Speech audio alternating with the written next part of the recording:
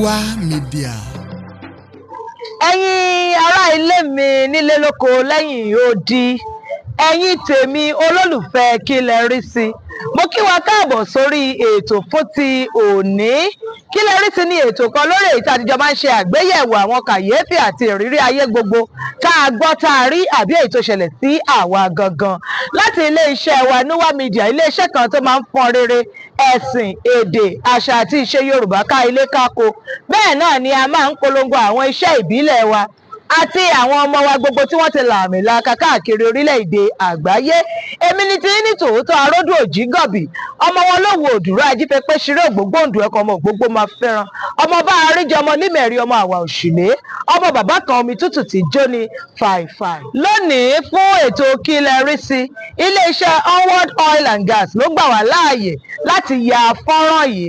Bẹ́ẹ̀ ni ibẹ̀ náà ni mo ti wá ra epo, ni mo pàdé ẹni mímọ̀ mi kan ni wọ́n bá sọ fún mi pé àwọn tẹ̀ tí ń wá ẹ̀ Arodu, ẹnìkan mà sọ báyìí fún àwọn, ó dẹ̀ bí àwọn pé káwọn sọ fún ẹ pé bóyá wàá lè bá àwọn gbé sí afẹ́fẹ́ fún àwọn ènìyàn láti gba àwọn ní ìmọ̀ràn.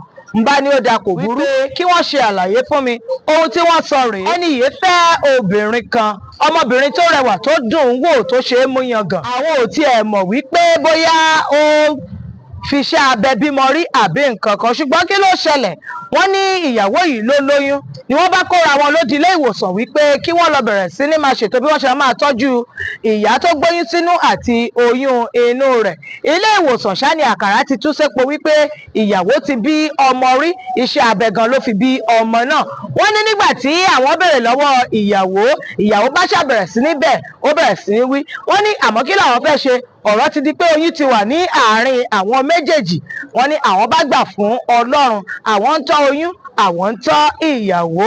Ọlọ́run ṣe oore ọ̀fẹ́ fún wọn, wọ́n bí ọmọ náà ní ayọ̀ àti àlàáfíà, ọmọbìnrin.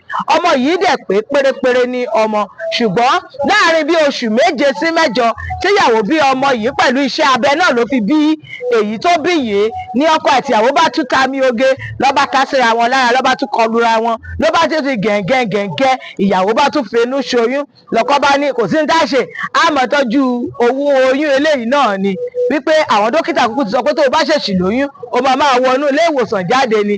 Òun wà ń bẹ̀, Ọlọ́run á túbọ̀ ran òun ní ọwọ́.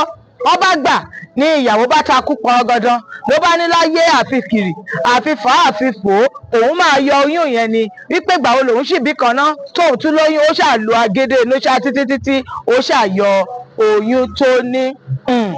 Ó yọ oyún o, ìyàwó yọ oyún o, àmọ́ látìgbà tí ó ti wá di wípé ọmọ tibí ti dàgbà, tó wá di pé kí wọ́n máa gbìyànjú láti bí ọmọ sí, kò sí ọjọ́ tí obìnrin yìí finú ṣoyún tí oyún yẹn tó tayọ ọ̀sẹ̀ 6 rí. Ó máa ń jábọ́ ṣeré ni. Wọ́n ti délé ìwòsàn títí, wọ́n ti pààrà ilé ìjọ oríṣiríṣi, àti tàwọn onígbàgbọ́ àti tàwọn ìmàle àti tìbílẹ̀, gbogbo ẹ̀ lọ́lọ́ ti yíká, ṣùgbọ́n oyún ò dúró ní ara obìnrin yìí mọ́ títí di bí a ṣe ń sọ ọ̀rọ̀ yìí.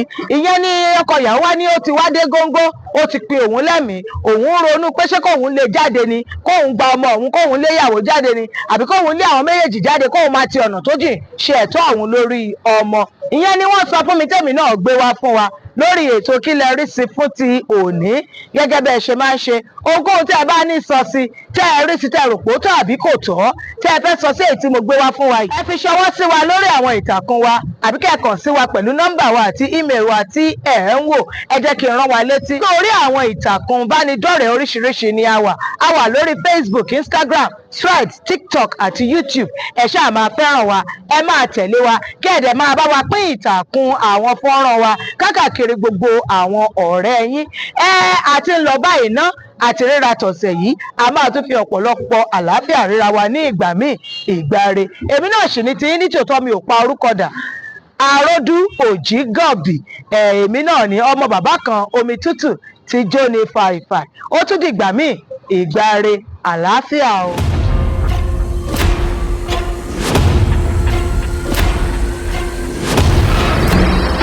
Nuwa Media.